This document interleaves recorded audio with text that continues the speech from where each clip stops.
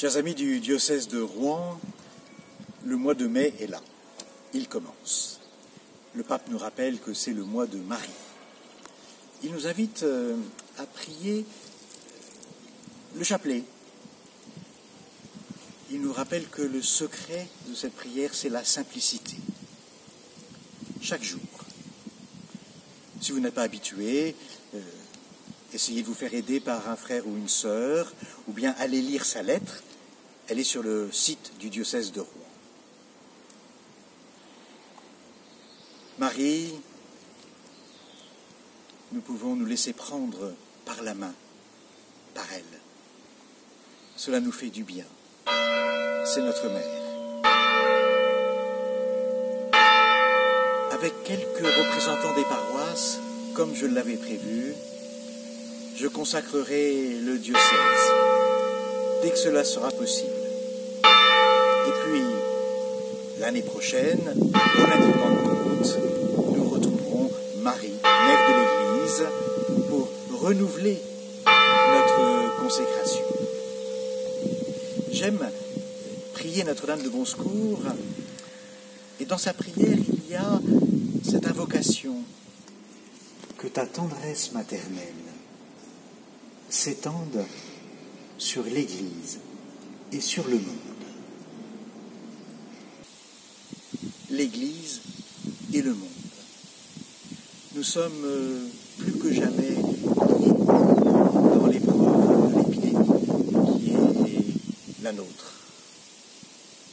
Nos gouvernants ont la lourde tâche de discerner ce qui est possible au fur et à mesure de l'évolution des semaines, de l'évolution de la maladie, pour les soignants, bien sûr, pour les patients, pour les personnes les plus fragiles, pour les enfants, pour les communautés humaines et spirituelles. La foi en Jésus révèle qu'une société et la santé de la société ne se résument pas à des indicateurs économiques. Disciples de Jésus, sommes-nous bien compris? Je n'en suis pas sûr, j'en doute. Alors c'est un stimulant pour nous, un stimulant pour que l'amour fraternel et la prière, pour que les sacrements et l'attention aux plus petits soient pour nous une seule démarche. Une seule démarche. Alors nous voici ensemble et nous devons accueillir ce qui nous est dit. Et la question se pose, comment nous allons vivre après le 11 mai, où nous pourrons sortir, faire des courses, avoir telle et telle activité, mais où nous ne pourrons toujours pas nous rassembler à l'Église. Comment nous allons vivre cette attente? Je voudrais vous parler d'une amie et ensuite vous donner 3 conseils. Cette amie, c'est Catherine, Sainte Catherine de Sienne. Jeune fille, elle voulait entrer au couvent, assez jeune. Son papa, qui est lavandier, a besoin de bras pour battre les draps, les étendre, les plier. Alors il refuse que Catherine s'en aille. Pas contente, Catherine se coupe les cheveux pour bien montrer qu'elle ne veut pas se marier, sinon avec le Seigneur. Parfois, elle se cache sous l'escalier pour prier. Mais elle fait ce que son papa lui demande, elle travaille dur. Un jour, pendant la prière, Jésus lui fait l'amitié d'entrer en dialogue avec elle. « Que veux-tu, Catherine ? Vous le savez, mon Seigneur, je veux me consacrer à vous, je veux entrer dans la maison, là-bas, de l'autre côté du vallon, la maison des Dominicaines, pour être avec vous, dans une cellule, tous les deux. Moi à vous servir, à vous louer, et vous à m'aimer. Le Seigneur lui répondit, « Tu iras, Catherine. Mais sais-tu dans quelle cellule je voudrais dès maintenant être avec toi ?» « Non, répond Catherine. Eh bien, je voudrais dès maintenant habiter la cellule de ton cœur. Être avec toi, dans ton cœur. Alors vous comprenez quel est mon premier conseil. Celui d'ailleurs, je crois que vous suivez depuis bientôt 2 mois.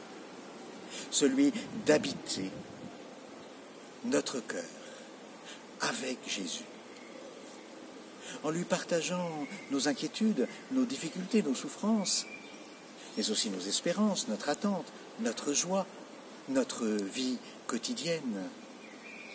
Pour cela, continuez de prendre 10 à 15 minutes chaque jour sous l'escalier ou en face de votre coin prière, votre espace prière que beaucoup ont réalisé pendant ces semaines, avec une croix, avec une Bible, avec une lumière de Jésus ressuscité, une icône ou une image. Mon deuxième conseil dépend de la réponse à la question, mais au fond, qu'est-ce que cela change d'attendre 2 ou 3 semaines de plus ou 4 semaines avant de nous retrouver tous ensemble à l'église? Je crois que pour certains, cela change beaucoup, beaucoup. Je pense à ceux qui ont prévu un baptême, un mariage, une première communion, une confirmation attendue depuis si longtemps. Je pense à beaucoup d'entre vous qui ressentent ce manque de la nourriture de l'Eucharistie. Mais je pense aussi à ceux pour qui la messe du dimanche est parfois la seule heure de répit et de paix dans une semaine très dure. Pensons-nous suffisamment? Quand nous allons à la messe retrouver nos frères et nos sœurs en chair et en os, nous aidons, et j'en connais plusieurs, beaucoup même, nous aidons ceux et celles pour qui ce moment est un moment où ils se retrouvent à égalité avec les autres, avec leur dignité d'enfants de Dieu, et parfois avec la souffrance d'une vie si difficile. Alors, eh bien, vivons cette attente avec voilà, le désir vraiment de nous retrouver avec les autres, avec déjà dans le cœur l'envie de communiquer Jésus ressuscité.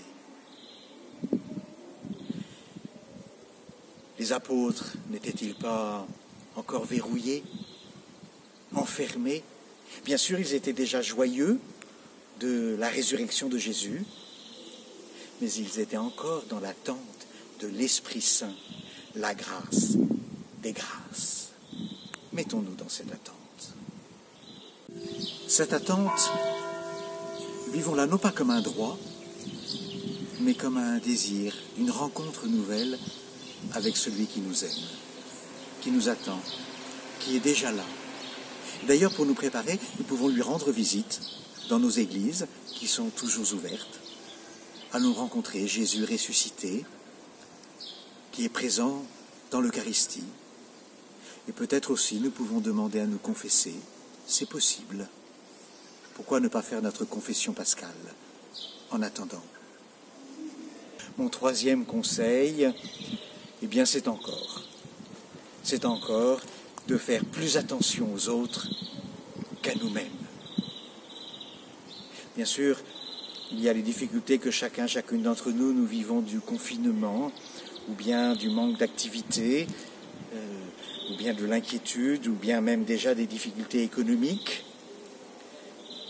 Mais pensons aux autres, à ceux qui ont peut-être plus de difficultés que nous.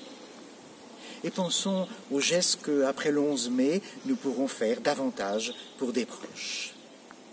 Et pensons aussi, en rendant grâce déjà, aux initiatives nouvelles, aux relations nouvelles qui se sont créées pendant ces semaines et qui demandent sans doute à être fortifiées.